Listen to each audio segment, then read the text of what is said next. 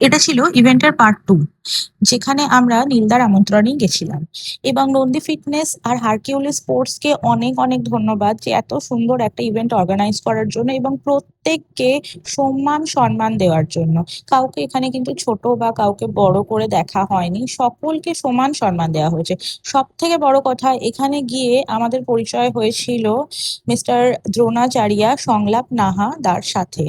তোমরা যারা ফিটনেস জগতে আছো তারা অনেকেই দাদাকে চেনো বা চেনো না, কিন্তু চিনতে চাও হয়তো অনেকেই। তো আমরা দাদার সাথে সরাসরি কথা বলে ভীষণ আপ্লুত।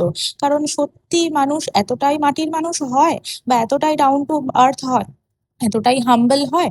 এত বড় মাপের একজন মানুষ, উনি সবার সাথে গিয়ে গিয়ে কথা বলছেন, উনি সবার সমস্ত কোয়েশ্চেনের অ্যান্সার দিচ্ছেন। এটা কিন্তু আমার সত্যি ভীষণ ভালো লেগেছে জিনিসটা। মানে রীতিমতো ফ্যান হয়ে গেছি দাদার।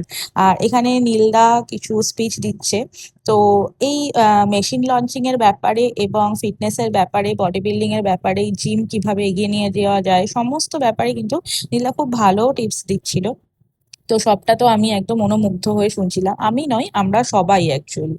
তো নীলদার সাথে আজকে আমাদের পরিচয় নয়, নীলদাকে আমরা বহু বছর ধরে চিনি এবং সত্যি আমাদের একটা আনব্রেকেবল রিলেশনশিপ রয়েছে।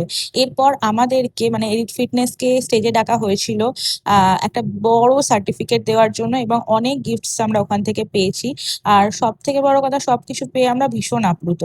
আর এরপর জিকোকে সংলাপদা বেশ কিছু টিপস দিচ্ছিল ফিটনেসের ব্যাপারে।